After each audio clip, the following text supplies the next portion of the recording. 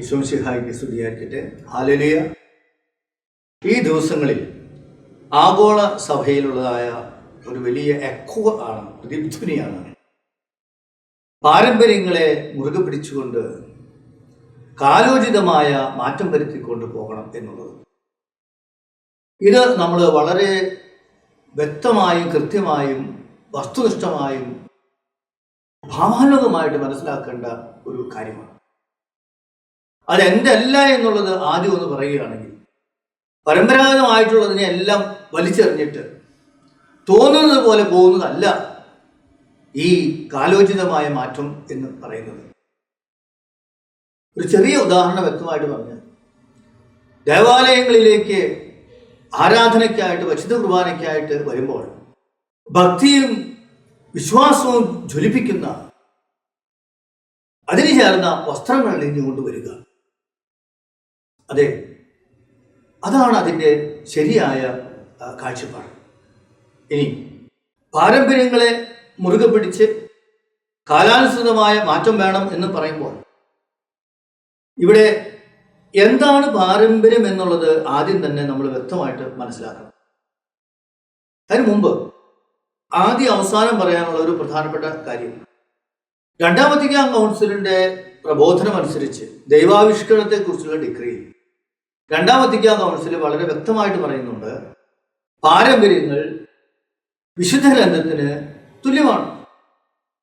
പലരും പാരമ്പര്യങ്ങളെ മുറുകെ പിടിച്ച് കാലാനുസൃതമായ മാറ്റം വേണമെന്ന് രണ്ടാം വത്തിക്കാൻ കൗൺസിൽ പഠിപ്പിച്ചിട്ടുണ്ട് എന്ന് പറഞ്ഞുകൊണ്ട് പാരമ്പര്യങ്ങളെ മുറുകെ പിടിക്കണമെന്നുള്ളത് മറന്നു കളയുകയാണ്. അത് തെറ്റാണ്. ആരാധനത്തെ കുറിച്ച് പറയുന്ന ആ ഡിഗ്രിയിൽ ഈ ആശയം പറയുന്നുണ്ടെങ്കിൽ ദൈവാവിഷ്കരണം എന്ന ഡിഗ്രി കൂടി നമ്മൾ കണക്കിലെടുക്കണം. അവിടെ പ്രത്യേകം പറയുന്നത് വിശുദ്ധ ഗ്രന്ഥത്തിന് തുല്യമാണ് വിശുദ്ധ പാരമ്പര്യം. വിശുദ്ധ പാരമ്പര്യം എന്നാണ് പറയുന്നത്.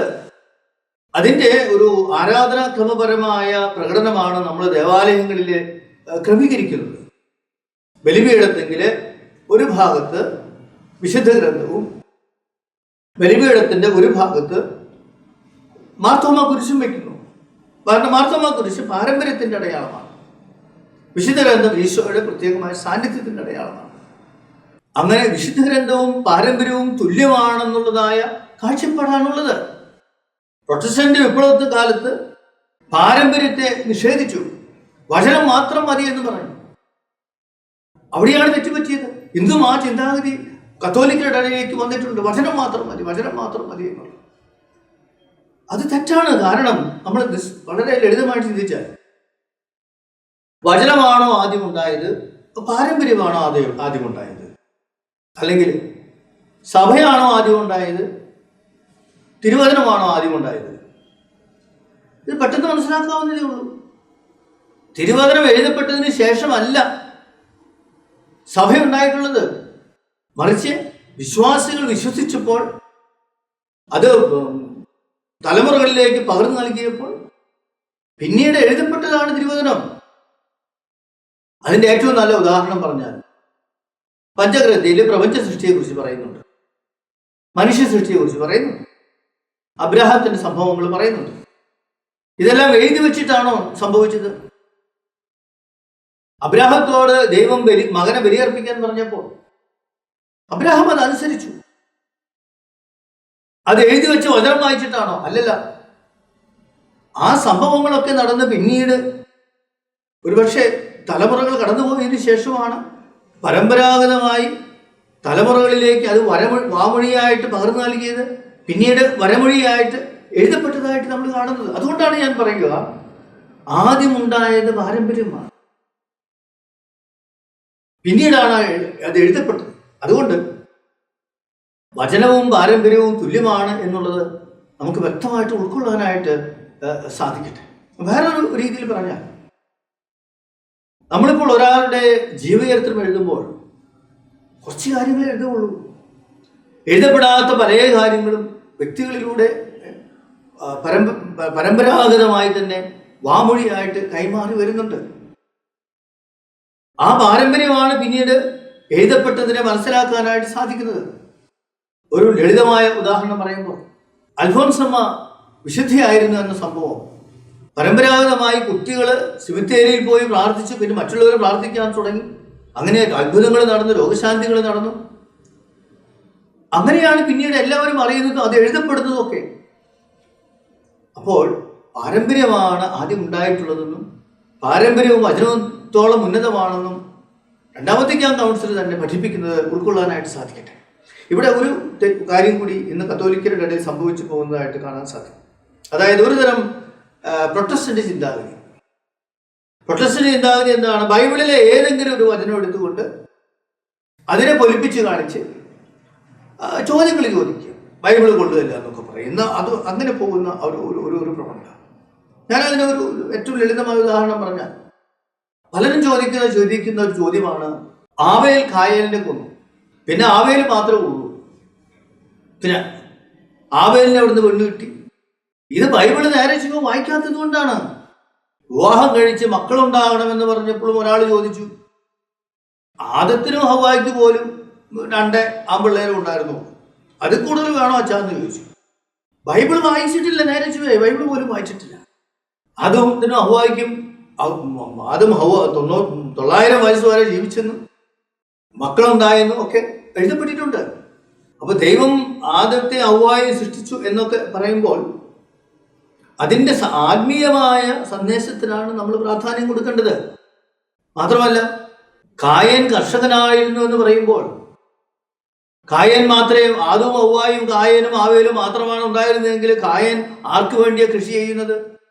കർഷകനായിരുന്നു, അവിടെ കൃഷി ഉണ്ടായിരുന്നു എന്ന് പറയുമ്പോൾ അവിടെ ഒരു സംസ്കാരമുണ്ട്, അവിടെ ഒരു സമൂഹമുണ്ട്. പക്ഷെ ബൈബിളിൽ അത് അങ്ങനെ എഴുതിയിട്ടില്ല. അല്ലെങ്കിൽ ആവേൽ ആട്ടിടയനായിരുന്നു, ആവേലും കായേനും ആദവും ഹവ്വയും മാത്രമാണുള്ളതെങ്കിൽ ആവേൽ ആർക്ക് വേണ്ടി ആട്ടിടയനാകുന്നത്? ആർക്ക് വേണ്ടി ആടുകളെ വളർത്തുന്നത്? അപ്പോൾ ബൈബിളിൽ എഴുതപ്പെട്ടിട്ടുള്ള കാര്യം ശരിയായ രീതിയിൽ മനസ്സിലാക്കാത്തതാണ് ഇവിടുത്തെ പ്രശ്നം. അപ്പോൾ അതുകൊണ്ട് പാരമ്പര്യത്തിൻ്റെ പ്രാധാന്യത്തെ തിരുവചനങ്ങളിൽ നിന്ന് തന്നെ നമുക്ക് മനസ്സിലാക്കാനായിട്ട് സാധിക്കണം. അതായത് പാരമ്പര്യമില്ലെങ്കിൽ തിരുവചനങ്ങൾ രേഖപ്പെടുത്തപ്പെടുകയില്ല. സുവിശേഷം എഴുതപ്പെട്ടത് എപ്പോഴാണ്? ഈശോ മിശിഹ പലർക്കും പ്രത്യക്ഷപ്പെട്ടു, അങ്ങനെ വിശ്വാസികളുടെ സമൂഹമുണ്ടായി. അങ്ങനെ പിന്നീടാണ് അത് എഴുതപ്പെടുന്നത്. എന്ന് പറഞ്ഞാൽ കൂട്ടായ്മയിൽ, സഭയിൽ വാമൊഴിയായിട്ട് നൽകപ്പെട്ട പാരമ്പര്യമാണ് എഴുതപ്പെട്ട വചനമായിട്ട് തീരുന്നത്. അപ്പോൾ അവിടെ പാരമ്പര്യത്തിന് അങ്ങേയറ്റം പ്രാധാന്യമുണ്ടെന്ന് തിരുവചനങ്ങളിലൂടെ തന്നെ കാണാനായിട്ട് സാധിക്കും. ഇനി പാരമ്പര്യവും സംസ്കാരവും തമ്മിലുള്ള ബന്ധം എന്താണ്? സംസ്കാരം എന്ന് പറയുന്നത്, ഓർക്കുക, ലോകത്തിലെ എല്ലാ ജനതകൾക്കും അവരവരുടേതായ ഒരു സംസ്കാരമുണ്ട്. അമേരിക്കയ്ക്ക് അമേരിക്കയുടെ സംസ്കാരമുണ്ട്, ചൈനയ്ക്ക് ചൈനയുടേതായ സംസ്കാരമുണ്ട്, ഭാരതത്തിന് ഭാരതത്തിൻ്റെതായ സംസ്കാരമുണ്ട്. ഭാരതത്തിലെ ഓരോ സംസ്ഥാനത്തിലുമുള്ള ഓരോ സംസ്ഥാനത്തിലെ ജനങ്ങൾക്കും വ്യത്യസ്തമായ സംസ്കാരങ്ങളുണ്ട്. ഈ സംസ്കാരങ്ങൾ വേണ്ട എന്നും അത് തെറ്റാണെന്ന് പറഞ്ഞാൽ നടപ്പുള്ള കാര്യമല്ല. അപ്പോൾ ആ സംസ്കാരത്തെ അതെന്താണെന്ന് നിർവചിക്കാനായിട്ട് ശ്രമിക്കുമ്പോൾ വേണമെങ്കിൽ ഇങ്ങനെ പറയാം, മൂല്യങ്ങളെ തലമുറകളിലേക്ക് പകരുന്ന യാഥാർത്ഥ്യമാണ് സംസ്കാരം എന്ന് പറയുന്നത്. അതില്ലാത്ത ഒരു ജനത ഇല്ല എങ്കിൽ ഈ സംസ്കാരത്തെ ആത്മീയമായി, ആധ്യാത്മികമായി, വിശ്വാസത്തിൻ്റെ തലത്തിൽ മനസ്സിലാക്കാൻ ശ്രമിക്കുമ്പോൾ അത് പാരമ്പര്യമാണ്. അപ്പോൾ സംസ്കാരത്തിന് എത്ര പ്രാധാന്യമുണ്ടോ അതുപോലെ തന്നെ പ്രാധാന്യം ആത്മീയ തലത്തിൽ പാരമ്പര്യത്തിനുണ്ട്. അതിനിട്ടും വേർപ്പെടുത്താനായിട്ട് പറ്റില്ല. മാത്രമല്ല, ചില മതവിഭാഗങ്ങളെ പറ്റി കൂടുതലായിട്ട് ചിന്തിക്കുമ്പോൾ അവരുടെ സംസ്കാരവും പാരമ്പര്യവും തമ്മിൽ വ്യത്യാസവുമില്ല, രണ്ടും ഒരുപോലെയാണ്. അവരുടെ വിശ്വാസത്തെ, ആധ്യാത്മികതയെ വസ്ത്രധാരണ രീതിയിലും ഭക്ഷണത്തിലും ഒക്കെ അവർ പ്രകടമാക്കുന്നുണ്ട്. അപ്പോൾ അവിടെ പാരമ്പര്യവും സംസ്കാരവും തമ്മിൽ വ്യത്യാസമില്ലാത്ത ഒരു അവസ്ഥ കാണാനായിട്ട് സാധിക്കും. പക്ഷേ ഇന്ന് ക്രൈസ്തവ സമൂഹത്തെ സംബന്ധിച്ച് പറയുമ്പോൾ, നമ്മളെ സംബന്ധിച്ച് പറയുമ്പോൾ, നമ്മൾ ഒരുപാട് സെക്കുലറൈസ്ഡ് ആയിട്ട് പോയി, ഒരുപാട് ലോകത്തിൻ്റെതായ ആശയങ്ങളിൽ പെട്ടുപോയി. അങ്ങനെ പാരമ്പര്യങ്ങളെ നമുക്ക് നഷ്ടപ്പെട്ടു പോയ ഒരവസ്ഥ കാണാനായിട്ട് സാധിക്കും. ഇനി പാരമ്പര്യങ്ങളെ മുറുകെ പിടിച്ചുകൊണ്ട് കാലാനുസൃതമായ മാറ്റം നടത്തണമെന്ന് വശിത പിതാവ് എന്ന് ആഗോള സഭയോട് പറയുമ്പോൾ എന്താണ് നമ്മളവിടെ ശ്രദ്ധിക്കേണ്ടത്? കാലോചിതമായ മാറ്റം എന്ന് പറഞ്ഞാൽ അത് വളർച്ചയ്ക്ക് വേണ്ടിയുള്ളതാണെന്ന് പ്രത്യേകം ഓർക്കണം. അത് നശിപ്പിക്കാനുള്ളതല്ല, അത് വളർത്താനുള്ളതാണ്. അത് വളർത്താനുള്ളതാണ് എന്ന് പറയുമ്പോൾ പ്രത്യേകമായിട്ട് ഈ ആശയം ആരാധനക്രമവുമായിട്ട് ബന്ധപ്പെട്ടാണ് കിടക്കുന്നതെങ്കിൽ കാലാനുസൃതമായ മാറ്റങ്ങളിലൂടെ രണ്ടാം വത്തിക്കാൻ കൗൺസിലിന് ശേഷം സഭയിൽ എന്താണ് സംഭവിച്ചു പോയതെന്ന് ഞാൻ ആരെയും കുറ്റപ്പെടുത്തുന്നില്ല.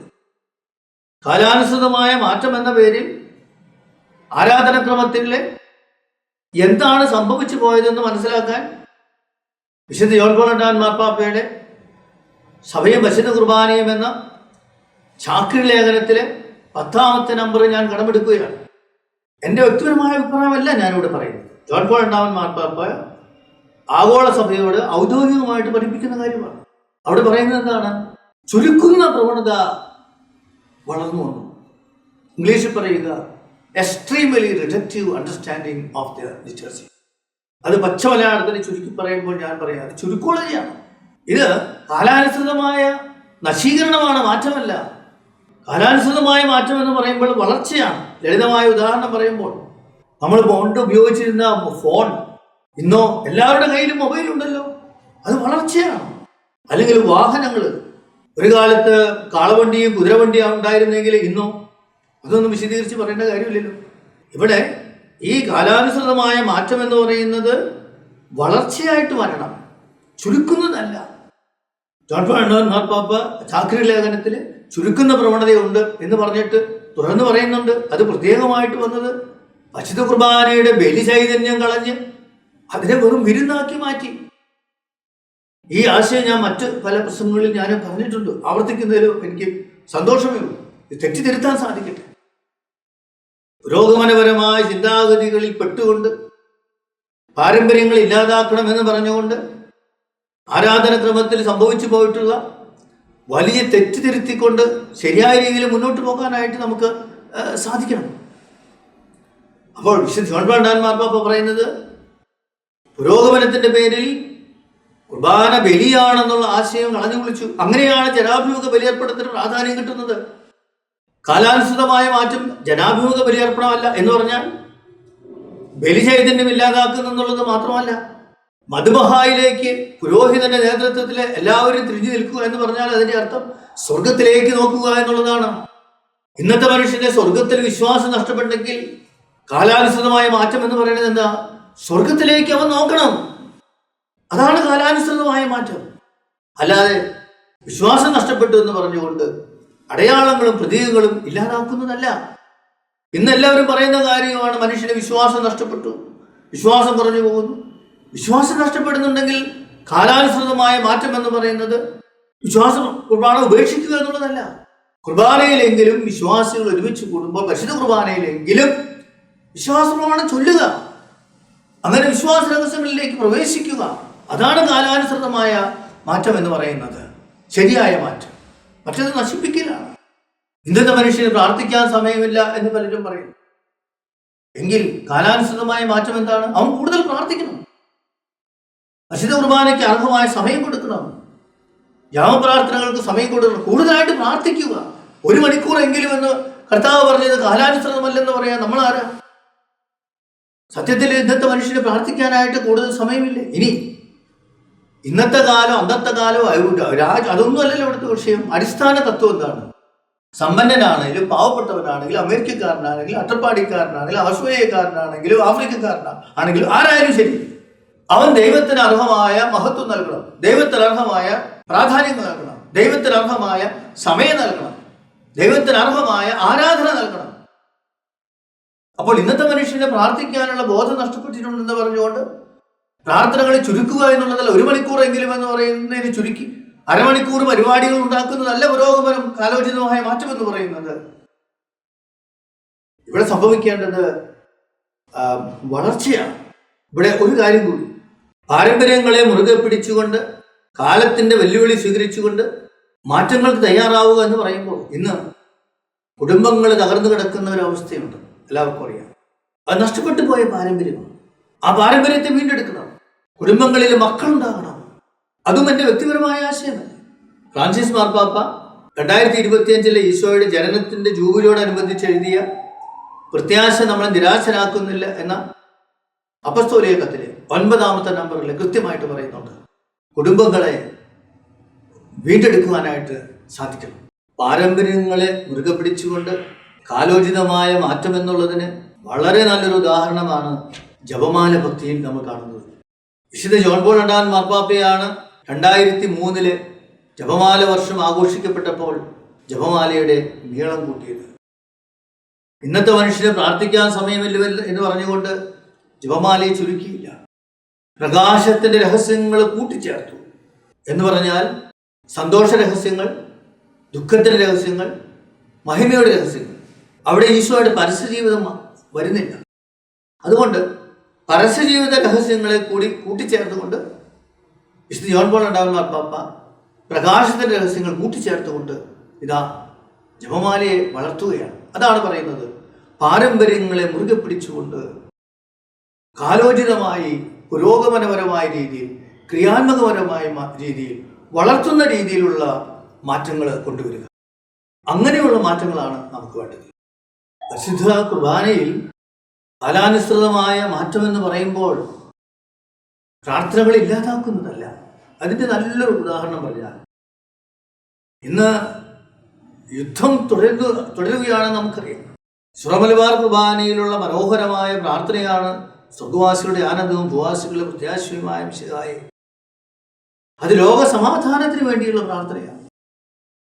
യുദ്ധം ഇല്ലാതാകുന്നതിന് വേണ്ടിയുള്ള പ്രാർത്ഥനയാണ്. അത് കാലോചിതമല്ലെന്ന് പറയാൻ പറ്റുമോ? അത് പുരോഗമനപരം അല്ല എന്ന് പറയാനായിട്ട് പറ്റുമോ? അപ്പോൾ കാലാനുസൃതമായ മാറ്റം എന്ന് പറയുന്നത് ഇങ്ങനെ അവശ്യമായിട്ട് നിൽക്കുന്ന ഘടകങ്ങളെ ഇല്ലാതാക്കുന്നതല്ല, അത് പ്രാർത്ഥിക്കുന്നതാണ്. അങ്ങനെ ഉൾക്കൊള്ളാനായിട്ട് സാധിക്കും.